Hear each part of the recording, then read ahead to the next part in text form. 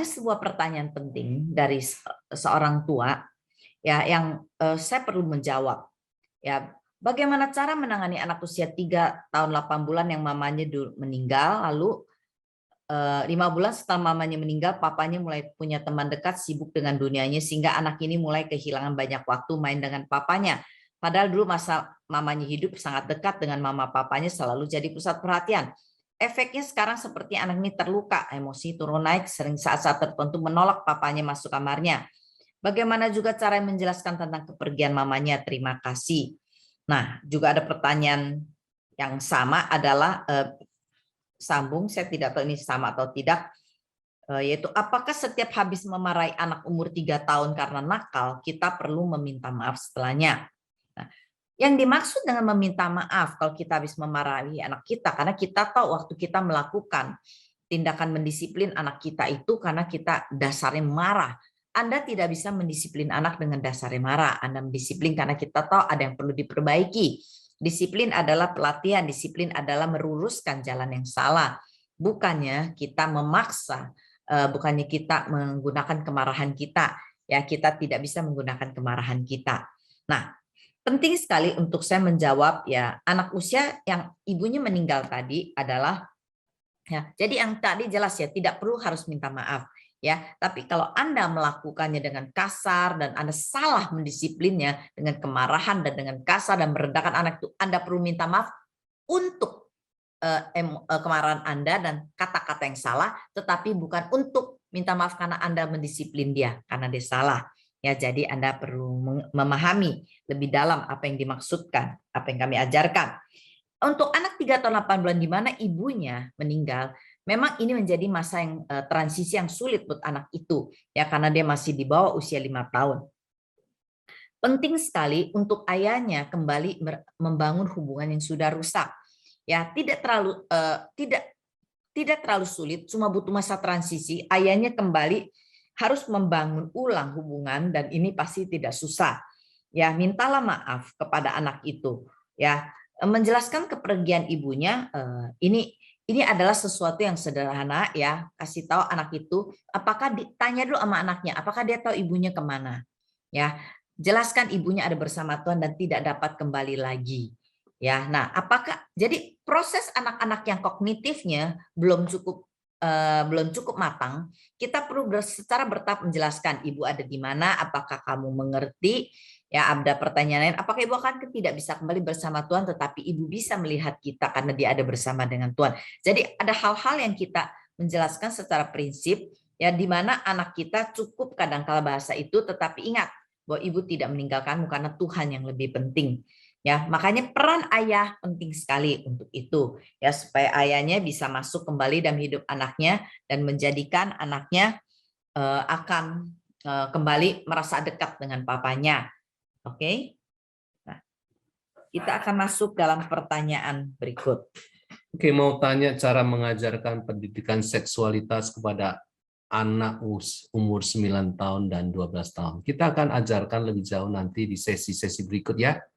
Sabar ya Ibu yang bertanya, Ibu Silalahi. Ya. Yang kedua adalah tentang, halo, mohon izin tanya, bagaimana cara memperbaiki kesalahan orang tua ya? Dulu waktu saya hamil, saya tidak terima anak dalam kandungan saya.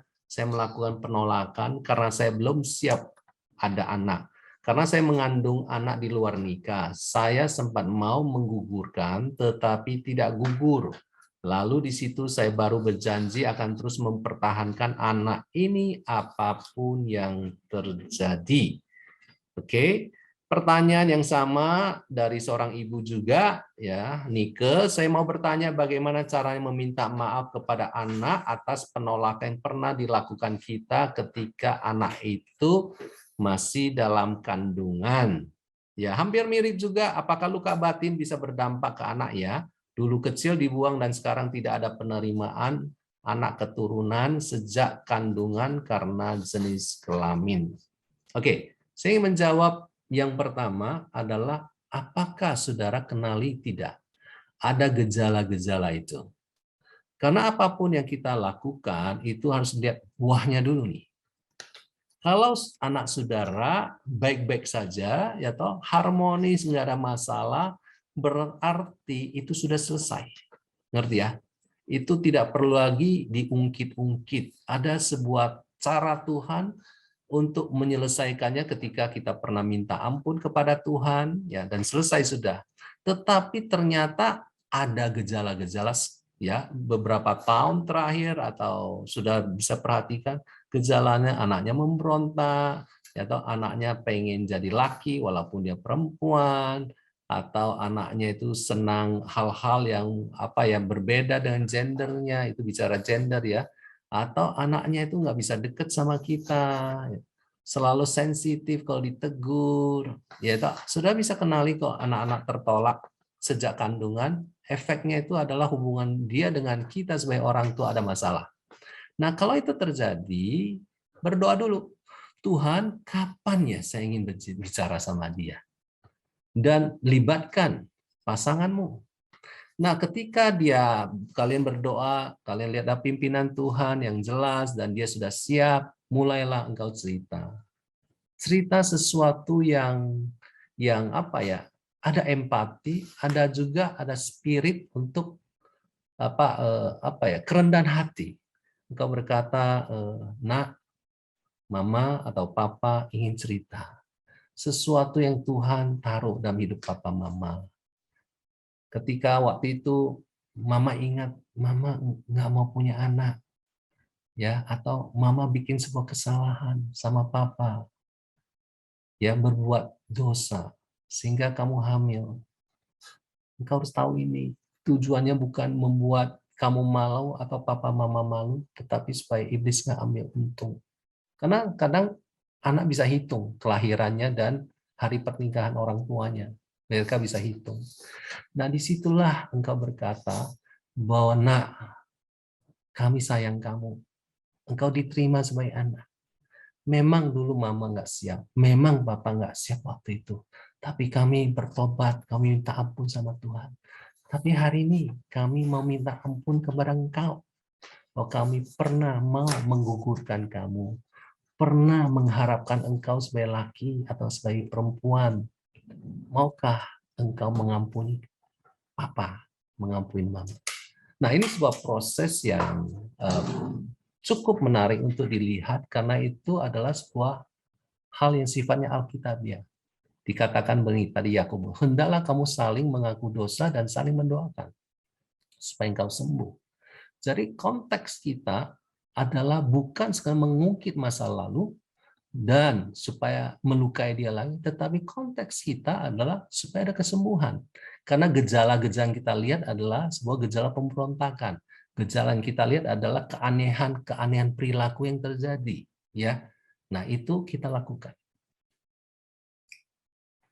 Ya, jadi kita harus melihat kapan kita perlu bereskan, kapan tidak, ya, tergantung dari kondisi anaknya. Ya, biarkan Tuhan memimpin kita. Ya, ini butuh orang tua berjalan dalam pimpinan Tuhan. Terima kasih, saya mau bertanya mengapa dua anak saya yang masih SD, kakaknya yang kelas 6 perempuan tahu mengerjakan tugas sekolah tanpa disuruh, tapi bisa ngerti dan semangat sejak kecil. Tapi kok adiknya laki-laki kelas 2 SD kok tidak? Apakah karena adiknya suka bermain keluar rumah? Apakah usia dan jenis kelamin dapat mempengaruhi hal kedisiplinan dan tanggung jawab? Usia dan jenis kelamin tidak mempengaruhi. Ya, yang mempengaruhi adalah kepribadian anak itu secara personalitas ada, ya, sebagian. Tapi yang terbesar adalah pola pengasuhan dan bagaimana kita mendidik mereka. Ya, dan bagaimana kita meresponi mereka itu yang mempengaruhi apakah anak itu bisa, ya. Kadang-kala ada anak yang punya keinginan sendiri, itu juga bawaan, tetapi kita harus meneguhkan. Kalau yang tidak, kita harus bawa kepada jalan yang benar. Ya, jadi pola asuh orang tua penting sekali dan cara mendidiknya. Bukankah tadi dikatakan ada anak beda-beda, ya, beda penanganannya juga. Baik. Saya mau bertanya, bagaimana cara minta maaf kepada anak atas penolakan yang pernah dilakukan ketika anak itu? Nah, tadi sudah dijawab ya. Oke. Apakah luka batin bisa berdampak ke anak ya? Dulu kecil dibuang dan sekarang tidak ada penerimaan anak keturunan sejak kandungan karena jenis kelamin. Ada yang tidak jelas, saya skip dulu. Anak saya umur 12 grade 7 sekarang selalu di ruang belajar dan di depan laptop. Kalau disuruh turun katanya baik tugas. Jadi tidak pernah main dengan adiknya yang kelas 3 dan TKB. Apakah ini wajar? Dia selalu main HP, nonton TikTok dan YouTube. Sudah tidak mau main dengan adik-adiknya. Saya harus jawab tidak wajar. Ya, jangan melihat kalau anak kita diam, belajar terus di kamar terus itu normal. Kita harus mengerti perkembangan anak kita, ya proses dan kedewasaan itu seperti apa. Ya bukan sekedar asik sendiri, belajar sendiri, makan sendiri saja, tapi bagaimana sosial, bagaimana kerohanian, bagaimana kasih dia. Kalau Anda tidak punya ukuran-ukuran kebenaran firman, apa yang Tuhan ingin dalam hidup anak kita, maka kita seringkali terkecoh dengan ukuran dunia, ya seperti normal, tapi sebenarnya tidak normal buat anak kita, baik secara fisik, mental atau jiwa dan secara rohani. Ya, kita akan bahas itu nanti ya berikutnya. Oke. Izin bertanya, bagaimana jika ada seorang anak yang merasa ditolak dalam keluarga sering dibanding-bandingkan? Bagaimana cara kita yang tidak begitu dekat dengannya untuk menguatkan dan kita dapat memotivasi dia? Jika anaknya bisa dibilang sudah kebal atau sudah malas tahu dengan semua orang yang dekat dengannya, dia mungkin merasa penolakan itu terlalu dalam hidupnya.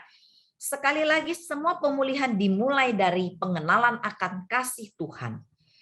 Ya, kita perlu meyakinkan anak itu sudah menerima Injil di mana Roh Kudus tinggal di dalam diri dia. Nah, disitulah kita belajar memperkenalkan kesembuhan. Ya, karena banyak orang cuek itu kadang-kadang karena dia ada masalah luka yang belum sembuh, tetapi itu menjadi biasa karena sudah menjadi sebuah pola pikir. Nah, itulah yang harus ditolong dan disembuhkan. Dia harus mengerti bahwa dia dikasihi, diterima oleh Tuhan. Dan kemudian baru bisa dia mengasihi dan menerima orang lain. Kalau dia sudah kebal, berarti dia membutuhkan belas kasihan untuk dilayani dan ditolong hidupnya. Selamat malam Bapak Ibu. Anak perempuan saya memang tertolak sejak kandungan. Saya maunya anak laki-laki, tapi saya sudah mengakui di hadapan Tuhan. Lagi pula anak kedua Tuhan sudah titipkan ke kami anak laki-laki. Untuk hal ini apa yang harus saya lakukan? Tadi sudah dijawab ya ini. Saya berharap ini sudah bisa menolong. Ya, nah, bagaimana bila ada salah satu anak yang tidak disukai oleh kakaknya sendiri, terlihat sekali apa yang orang tua harus lakukan, apa perlu dibawa ke konselor keluarga. Kalau terjadi konflik di antara kakak dan beradik, bukan dibawa ke konselor, Ibu, tetapi yang harus ditolong adalah apa yang terjadi. Apakah ada konflik, ada masalah kemarahan antara kakak dan adik, ya. Dan apa yang menjadi keberatan hati dari kakaknya, tergantung usia juga cara pendekatannya ya. Saya rasa itu dulu karena tidak ada detail pertanyaannya. Sejak COVID dan belajar online, anak terus fokus ke HP. Bagaimana cara tolong anak untuk tidak terikat dengan HP setelah waktu sekolah? Anda perlu membuat sebuah pola rutin yang jelas. Orang tua, Anda harus menarik garis yang jelas, aturan di rumah, kapan ini, kapan itu. Banyak orang tua tidak menggunakan otoritas waktu mendidik anaknya. Banyak orang tua tidak masuk dan berkata ya dan yang tidak mana. Tapi waktu mereka punya keberatan, mereka menjadi kesulitan, mereka takut konflik dengan anak. Nah, ini yang tidak benar. Maka Anda harus menjadi orang tua dengan menggunakan otoritas untuk mendidik. Tidak hanya cuma mengasihi, memberikan kasih karunia, tetapi juga Anda harus memberikan batasan. Waktu mereka melanggar batasan itu, yang di aturan yang Anda tetapkan, berarti mereka butuh didisiplin dengan benar, ya. Jangan karena sedikit-dikit menghukum.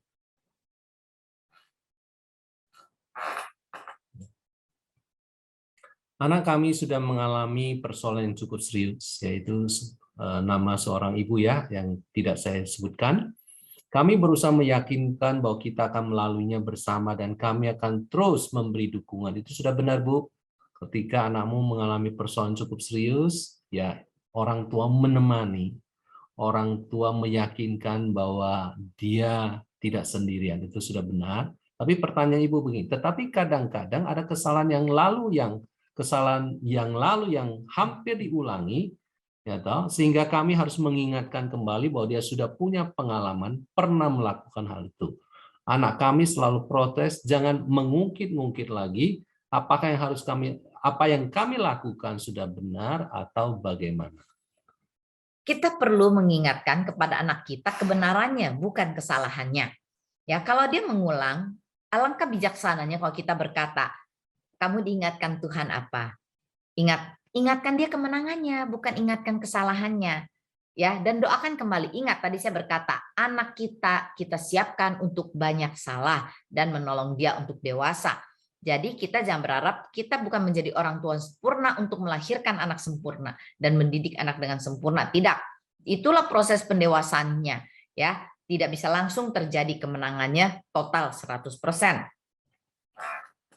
Oke, ada sebuah kesaksian dari seorang ibu, ya, Ibu Rini. Dia berkata, materi malam ini persis yang dialami dalam kehidupan masa lalu suami saya.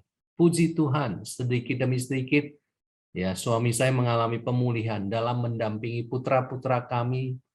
Ya, dia mulai melembut, ya, sering bisa sharing dan anak-anak. Kita bersuka cita bahwa ada seorang ibu meneguhkan apa yang kami sampaikan malam ini, dan peneguhan ini juga kami teruskan kepada Bapak Ibu sekalian. Bapak Ibu, Tuhan sudah pilih menjadi orang-orang kudus dan dikasihnya. Pasti Bapak Ibu bisa berubah dalam perilaku Bapak Ibu, lebih lembut, lebih punya empati, lebih menguatkan setiap mereka.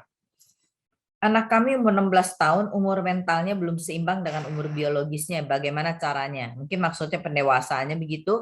Anda harus mengerti sebagai setiap kita orang tua memahami kekurangan anak kita di mana, apanya yang kurang, dan didiklah di situ. Jangan berkecil hati kalau anak kita tertinggal, bukankah masih usia remaja.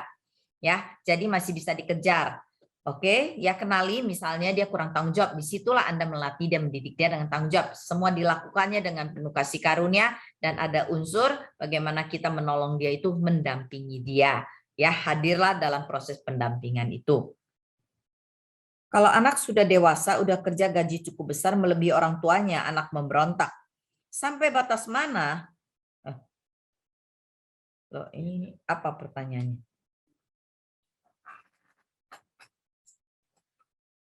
Oke, mungkin maksudnya adalah kalau anaknya memberontak, apa yang harus dilakukan?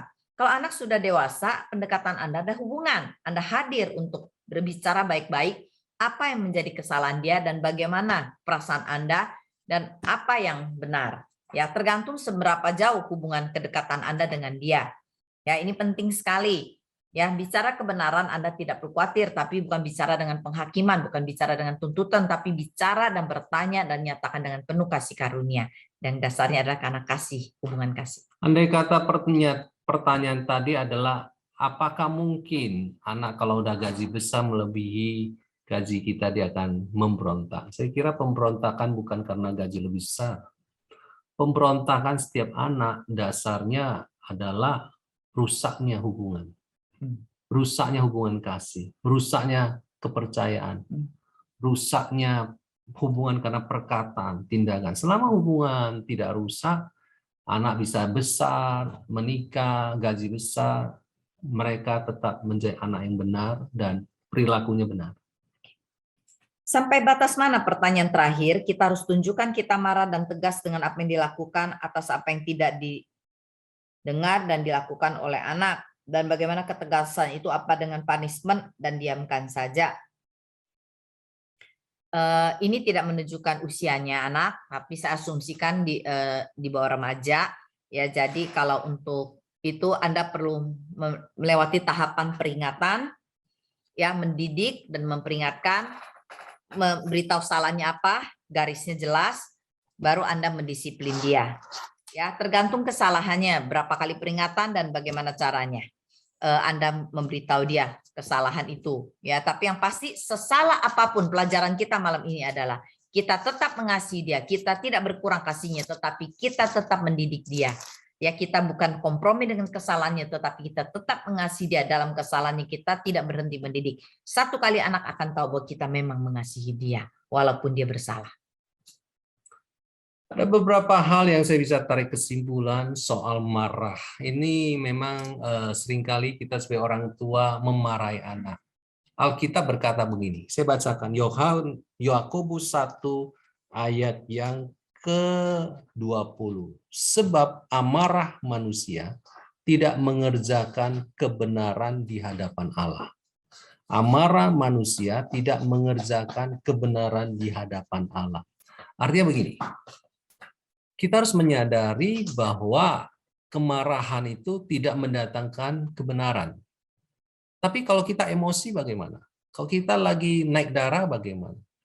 Saya kira disitulah kita belajar untuk berkata-kata tegas, tapi bukan dalam kemarahan. Nah, ini yang menjadi pergumulan setiap kita, bukan? Termasuk saya.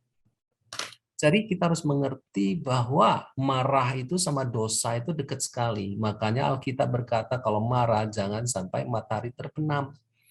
Jadi sekali lagi, siapa di sini yang suka dimarahi? Setiap orang tidak suka dimarahi, betul? Apakah istri senang dimarahin suaminya? Apakah suami senang dimarahin istrinya? Tentu tidak suka. Nah, sebenarnya kesalahan anak atau kesalahan seseorang, cara delivery-nya, ya cara menyampaikannya itu bukan dalam kondisi emosi, tetapi kita bisa sampaikan dengan cara yang benar. Artinya, kita bisa sampaikan dengan ketegasan, tetapi di dalamnya tidak mengandung penghinaan, merendahkan diri, merendahkan dia tentunya, dan itulah yang Alkitab berkata marah sama dosa itu dekat sekali. Karena kalau amarah yang tidak terkendali terus-menerus terjadi sampai besok itu menjadi sebuah tempat buat iblis bekerja. Jadi sekali lagi saya dorong orang tua bahwa kita bisa mengendalikan diri kita karena buah roh adalah penguasaan diri. Roh Kudus ada dalam diri saudara dan pasti dia akan memberikan kasih karunia buat kita handle kenakalan maupun pemberontakan anak kita dengan kata-kata yang ditaruh Tuhan, ditaruh Roh Kudus untuk berbicara kepada dia. Tuhan berkati. Saya kembalikan ke host.